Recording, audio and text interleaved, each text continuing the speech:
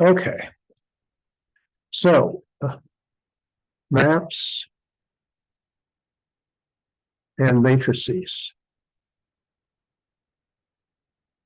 Okay, so just to review, so far we have maps between vector spaces. And here's a picture of the domain V and the codomain W, and there's some, say, map F going here. And in the domain, there's a subspace, the null space. And the characteristic of the null space is that all the null space is mapped to the zero vector. And in the codomain, there's another subspace, the range space. So this is null space. And this is the range space. And these spaces tell us about sort of the properties of a map. Now, so the null space is defined as, well, we can write down a formal definition. The null space equals all the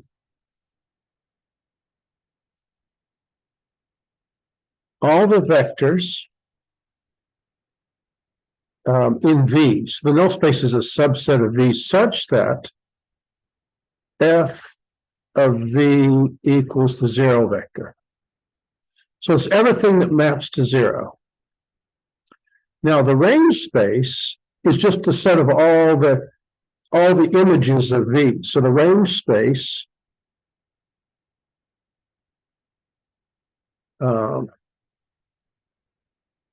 is all the W's, member of W, such that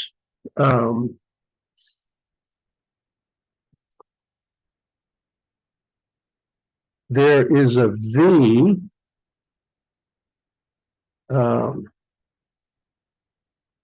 with F of V equals W. So for each W, there is a vector V such that F of V equals W. Okay. Now, since these spaces happen to be vector spaces, because they're vector spaces, they have bases and dimensions. Vector space. So the dimension of n is called the nullity, and the dimension of R is called the rank.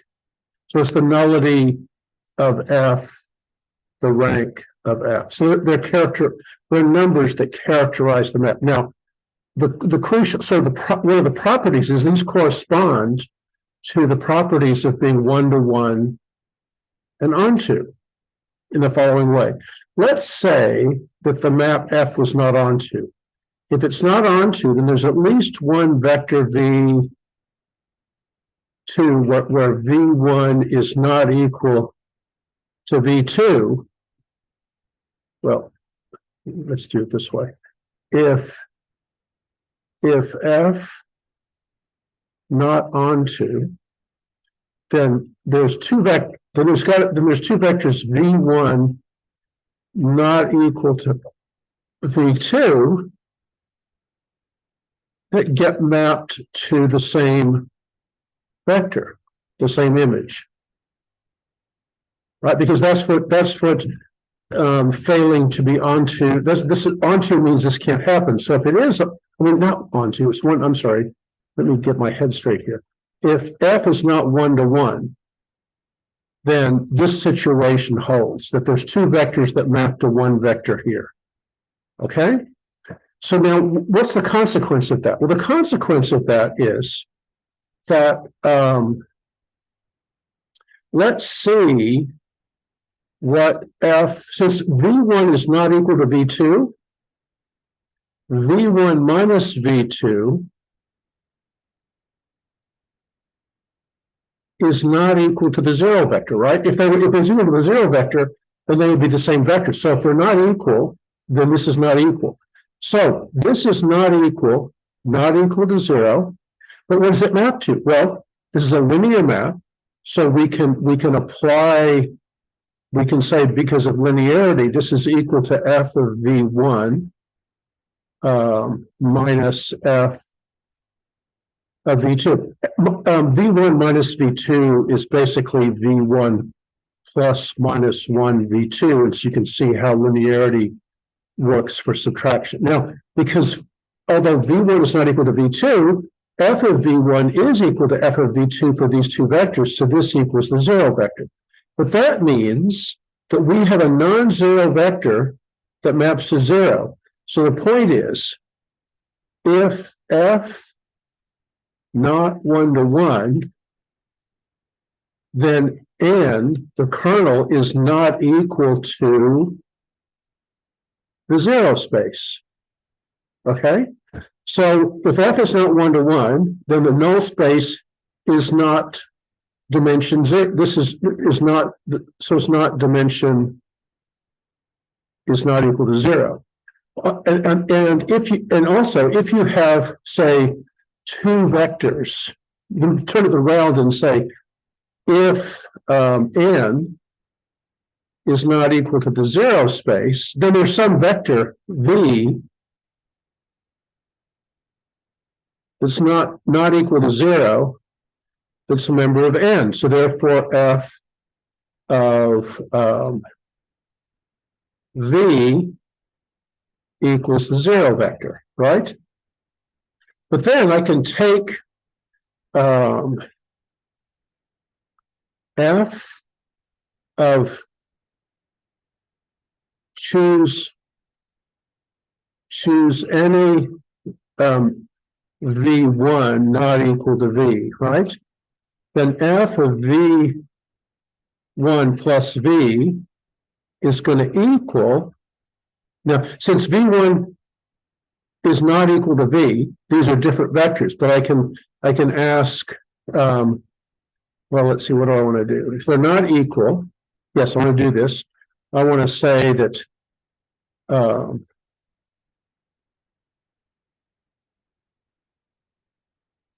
no, this is what I want to do. I want to say, then f, v1 goes to f of v1, right? But then since v1 is not equal to v, this one is not equal, since it's rather the other way around. Okay. Choose any v1 that's not equal to zero. And then since v here is a member and v is not equal to zero, right?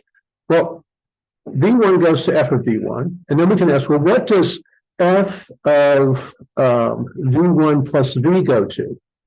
Well, this is a different vector, right? This is not equal to v1.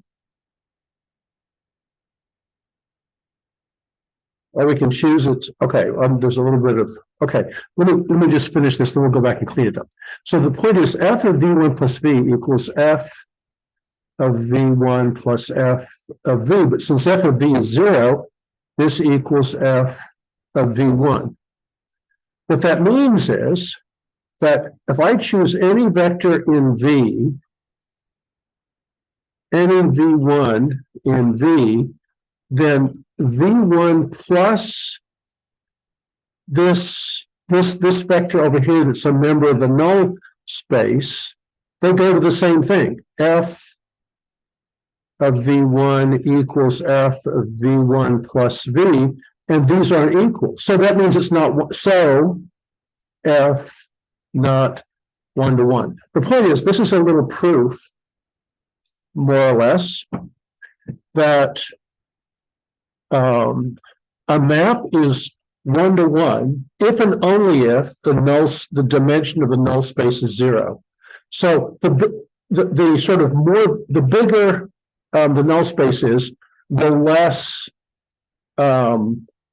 sort of it approximates 1-to-1. So the dimension of the null space tells you how badly F misses being 1-to-1. The sort of the worst, the big case here would be that if F of V equals the zero, if it mapped everything to, if this was the particular map for every V, in other words, it maps every vector in V to the zero vector, so it's the zero map, so to speak, for every V member of V, then the dimension of F would equal the dimension of the domain, V.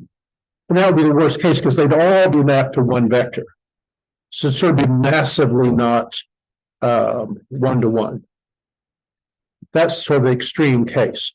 Now, that sort of shows you the whole point is that the dimension of the null space tells you about whether the map is 1-to-1.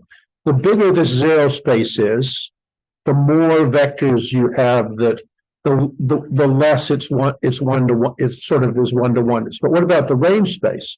Well, you can see the range space is the smaller it is, the less of W it covers. So F is onto only if dimension of range space equals dimension of W. So this means that the rank of F has to equal the dimension of W for F to be onto. And the smaller, okay, so the smaller the rank,